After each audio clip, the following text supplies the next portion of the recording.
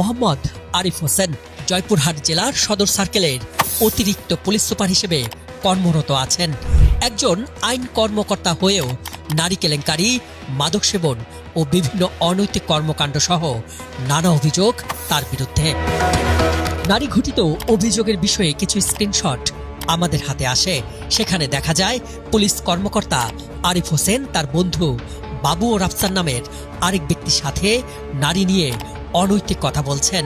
তাদের কথোপকথনে দেখা গেছে নারী নিয়ে ঢাকার বাইরে যাওয়ারও প্রস্তাব দেয়া হচ্ছে।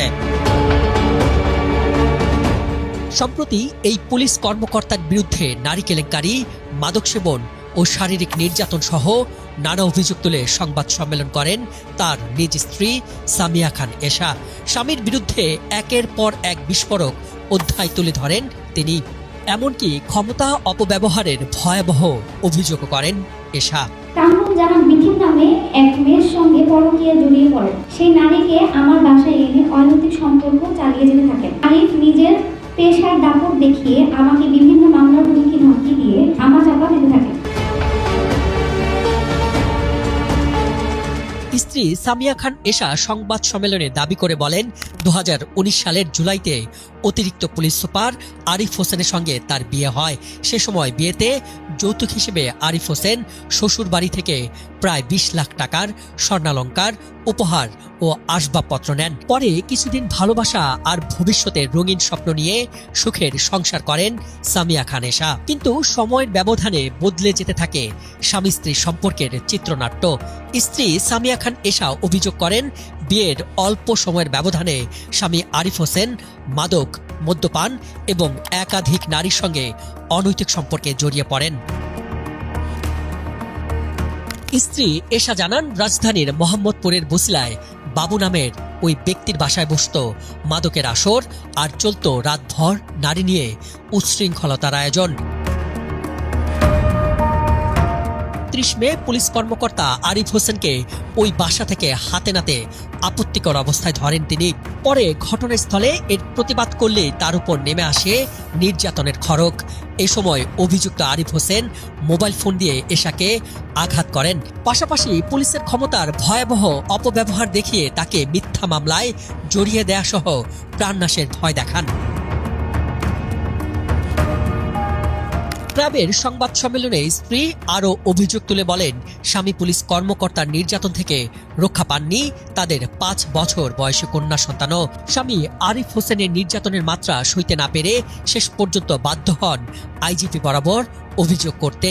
সেই অভিযোগ 7 জুন পুলিশ সদর দপ্তর গ্রহণ করে। এর আগে নির্যাতনের অভিযোগে 2018 সালের 5 জুলাই যৌতুক নিরোধ আইনের 3 ধারায় ঢাকার চিফ মেট্রোপলিটন ম্যাজিস্ট্রেট আদালতে একটি মামলা দায়ের করেন বলে সংবাদ সম্মেলনে জানান এশা। ঘটনা কিন্তু এখানেই শেষ নয়। ভুক্তভোগী নারী আরও অভিযোগ করে বলেন, এত কিছুর মধ্যেও অভিযুক্ত পুলিশ কর্মকর্তা আরিফ হোসেন কামরুন জাহান বিথি নামের আরেক নারীর সঙ্গে পরকীয়া সম্পর্ক গড়ে তোলেন। বিষয়টি নিয়ে থানায় অভিযোগ করার পর পরিস্থিতি আরও ভয়াবহ হয়ে ওঠে। শুরু হয় হুমকি, ভয়ভীতি আর ক্ষমতা দাপটের প্রদর্শন। এ সময় নির্যাতন বাড়িয়ে দেওয়ার পাশাপাশি আরিফ হোসেন স্ত্রীর এশার কাছে মোটা অঙ্কের যৌতুকও দাবি করে। এরপর মেয়ের সংসার বাঁচাতে জমি বিক্রি করে আরও 40 লাখ টাকা দেয় এশার পরিবার। তাতেও দাবি শেষ হয় না আরিফ হোসেনের, কারণ তার আরও 50 লাখ চাই। ঘটনার সবচেয়ে ভয়ঙ্কর অধ্যায় নাকি ঘটে 9 জানুয়ারি।